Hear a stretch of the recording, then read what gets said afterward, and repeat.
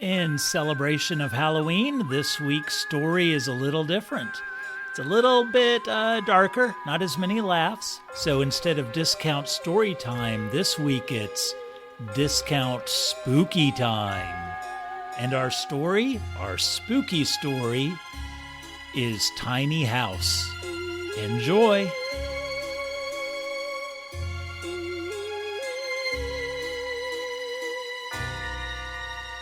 Lalinda loved garage sales.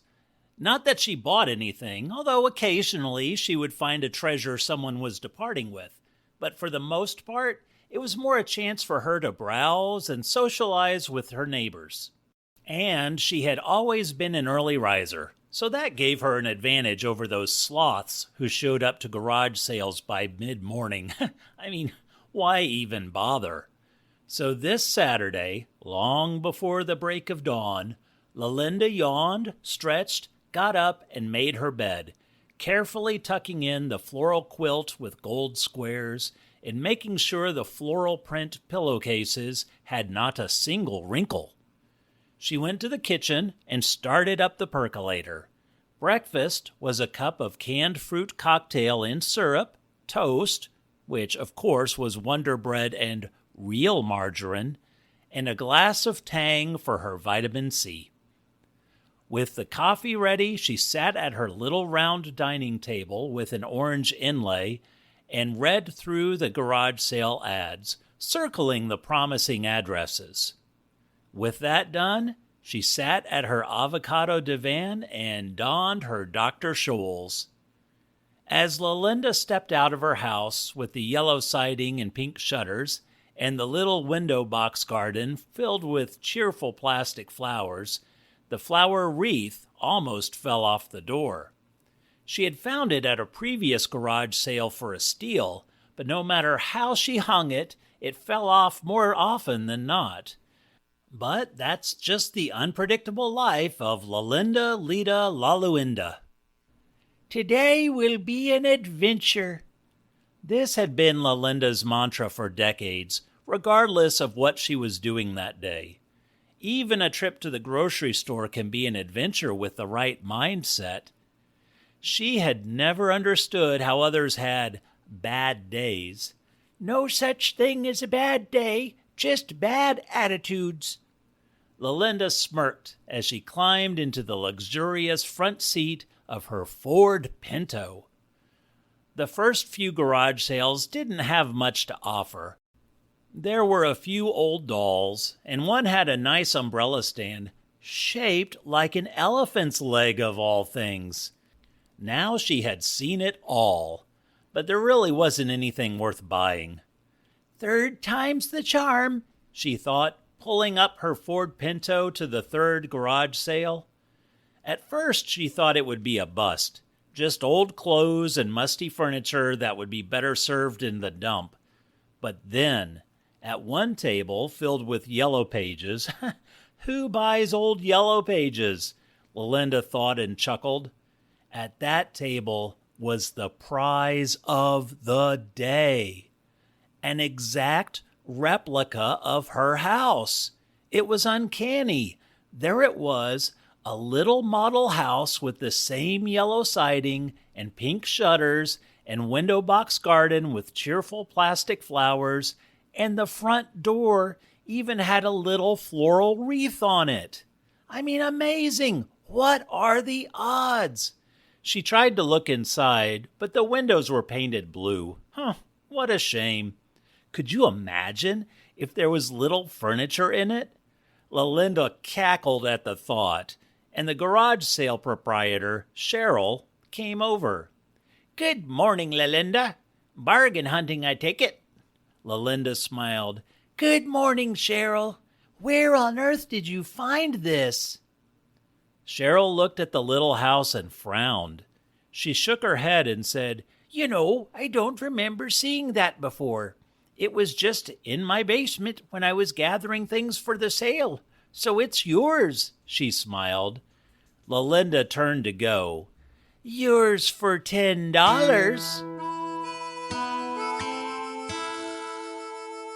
Lalinda, No stranger to the art of garage sale haggling, was ready. $10 for something you didn't even know you had? Besides, it's scratched. It wasn't. And the paint is peeling. It wasn't. I'll give you $3. Cheryl squinted at the house. I don't see any scratches. I don't see any peeling paint. Besides, this looks exactly like your house. How often are you going to come across something like that? I could maybe drop it down to 8. Normally, Lalinda was a bulldog when it came to garage sale haggling, but this little house pulled at her. She sighed. Fine, I'll give you 8. Do you take checks?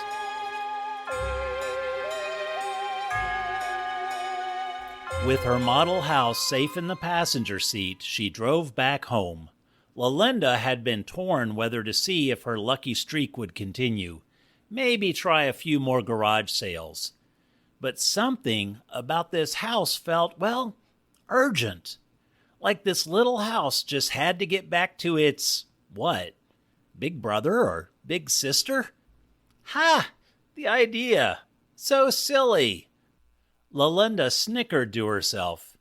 My, what would someone think to see her driving her luxurious Ford Pinto and snickering when she was the only one in the car? Oh, such a silly day.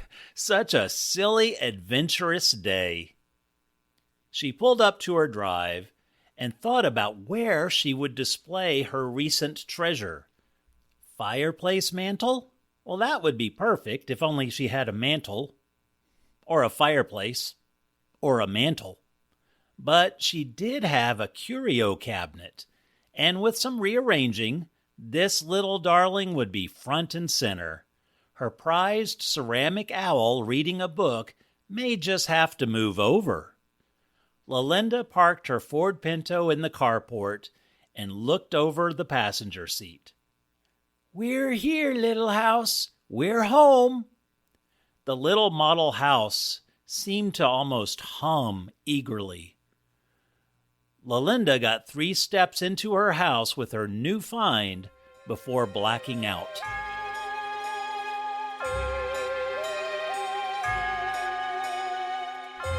Lalinda awoke on her living room floor. Oh dear, she thought, looking around with blurry eyes. What happened? She worried she was having a stroke and cautiously sat up. She didn't feel sick, no weakness, numbness, or any of the other things she had been told to look for in the AARP magazines. She carefully got up and worked her way over to... Where was her avocado divan? The walls weren't right either. They were empty. Her collection of starving artist landscapes were missing. Instead was a large, box-like sofa, an armchair of the same boxy style, and a large television, but with no cord. Lalinda paced the perimeter of the room. The metal floor lamp didn't have a cord, the rotary phone didn't have a cord, and the walls didn't have a single electrical outlet. She bumped against the coffee table and yelped. It wasn't that the little, nondescript wooden table was sharp, but when she hit it with her shin, it had no give whatsoever. She reached down and, after rubbing her shin, tried to move the coffee table. It was glued or nailed or bolted to the floor. She tried the floor lamp as well and found the same thing. Lalinda felt her breath getting faster. Did she have a stroke after all? Trying to keep panic at bay, she explored the rest of the house before drawing any conclusions. The kitchen was a kitchen. Stovetop, oven, refrigerator. None of it was the cheerful earth tones of her appliances. It simply wasn't her kitchen. The dining room set was a bland square table with 4 bland chairs, all bolted down. Her bedroom lacked the personal touch she had given it. The pink walls had been painted white like the rest of the house. The bed sheets were a horrible bland green. She tried lifting the pillows, and they somehow had been attached to the bed, and the sheets wouldn't move.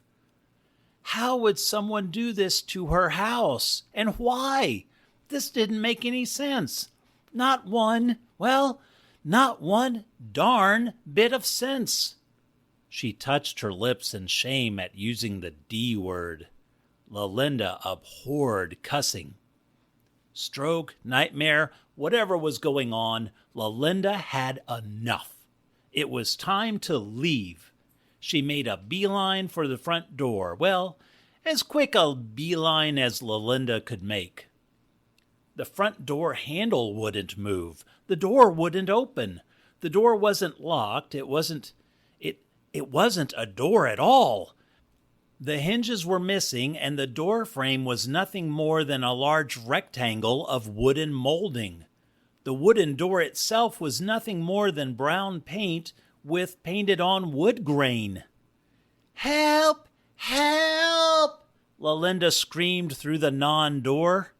She tried the windows next, and her heart sank.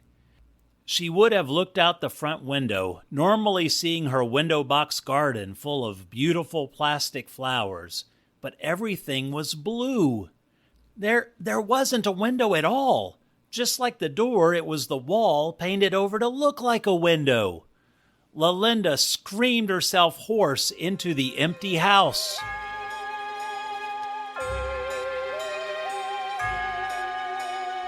Lalinda sat and waited. After trying every possible door and window for an escape, what else was left for her to do? How did this happen? She replayed her steps for the day and remembered the garage sale and the little model house with the blue windows, the same blue as these so-called windows. This made no sense. What was she inside the tiny house? And if so, what was the tiny house inside of? She thought about what an awful day it had been. How terrible. Then a little voice in her head said, "No such thing as bad days, just bad attitudes." Lalinda nodded to herself. She wasn't going to let this get her down. She was Lalinda Lita Laluninda, for gosh sakes. She didn't even cover her mouth for saying the G word. That's how serious she was. Lalinda sat and thought. She couldn't go through the door or windows. But what if? Yeah, she searched the house for anything, any tool she could use. Nothing. The cabinets were empty. The closets were empty. The dresser wouldn't even open. "Time to improvise," Lalinda said to herself. The floor lamp didn't work, yet the room stayed lit. Lalinda walked to the lamp, no bulb even, just a metal pole with a shade on top. She tore the shade off and tugged at the pole. At first it didn't move. But as she grabbed it and leaned back, her weight added heft. "Please don't bend. Please don't bend." She was in luck. The lamp pole didn't bend. It snapped apart from the floor. Lalinda fell backwards on her bottom. She stood up with a sore backside, but now she had a tool and, if needed, a weapon. She returned to the fake front door and felt the wall again. It felt like regular drywall. She took the ragged, broken end of the metal pole and jabbed it into the wall. It went right through. Hooray! It would take a while, but she could punch her way through this wall, escape, and demand her $8 back. First, she took a look out of the hole and saw something that caught her breath. Larger than life was a statue of her prized ceramic owl reading a book. What was her curio piece doing outside of this house? Lalinda went to a different corner and poked a hole. Looking out, she saw the rest of the inside of her curio cabinet. knickknacks as far as the eye could see, all large statues. At first she thought they were snow-covered, but it was dust. Dust over everything. The impeccably neat Lalinda shivered at the collection of dust, then chided herself. She had bigger problems at the moment. How was all this possible? She made a third hole in the drywall on the other side to see if she could get a look past the cabinet, and through the glass of the cabinet was assuredly her living room, her avocado divan, her starving artist landscape paintings, but everything looked enormous. She had to escape. She couldn't wait another minute in whatever this was. Lalinda returned to the front door to expand the first hole she made and froze. The hole was gone. The fake door, down to its painted wood grain, was fully intact. The other holes she made were sealed as well. Lalinda took the metal pole and poked several holes in the wall, then waited and watched. After a minute, each of the holes shrunk and the house sealed itself back up. Lalinda backed away, flopped down on the hard furniture, and wept.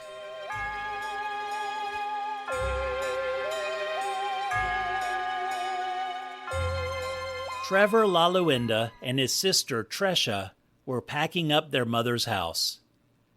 She had gone missing 6 months prior without a trace. Nobody knew what happened to the retired interior decorator and mother of 2 adult children and 3 grandchildren. All the police could find is that on the day she went missing, she had gone about her usual Saturday morning routine, mostly perusing garage sales and visiting with neighbors. Cheryl Briggles, a neighbor and friend, sold her a small model house that had resembled Lalinda's home, and that was the last anyone saw of her. Even the small model house, the one that supposedly looked like Lalinda's modest yellow house, couldn't be found. Now, 6 months and a pending foreclosure later, Trevor and Tresha had to clear out the house for sale. Trevor and Tresha looked all over for the model house, hoping that may give investigators the clue that would answer their mother's disappearance. The closest Trevor found was one tiny model house, but it looked nothing like his mother's. It sat next to a ceramic owl reading a book, but it wasn't a little yellow house. It was a 2-story brick house with green trim and a little Eastern State University flag. Trevor showed it to his sister. "Hey, little house, you want it?" Tresha looked at the little model house and wrinkled her nose. "No, put it in the to sell pile. I'll price it tonight." Trevor tossed the house in a pile and kept working.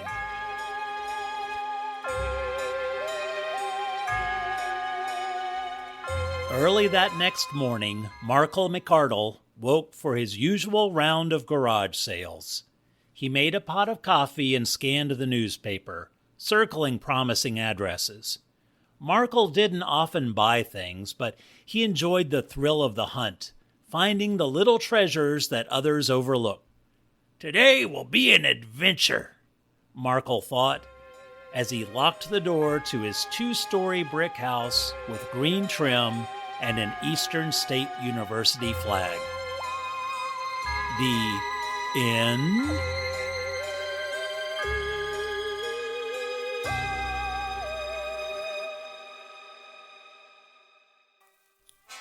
A discount story time, discount idea. Some people beat the living daylights out of a stranger.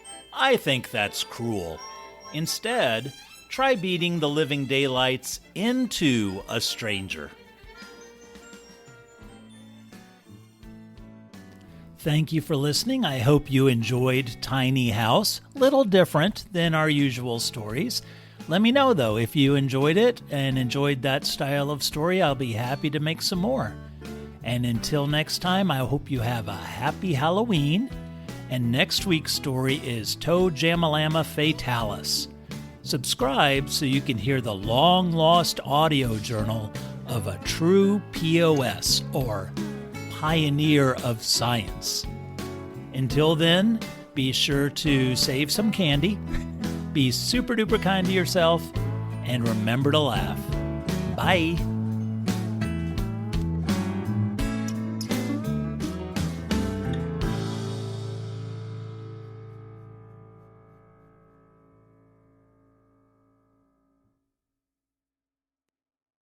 Hello, awesome listeners. I've moved the show off Patreon and will not be putting content behind paywalls. I think everyone deserves access to this half-assed content. Having said that, if you're enjoying Discount Storytime, please help keep the show running if you can. There's a support link in the show notes where you can contribute a few dollars each month and you can cancel anytime. Another way to support Discount Storytime is through word of mouth. By telling others about the show, you are both helping the show and spreading smiles. Now that's a win-win-win if you ask me. And regardless, thank you so much for being a listener. Bye.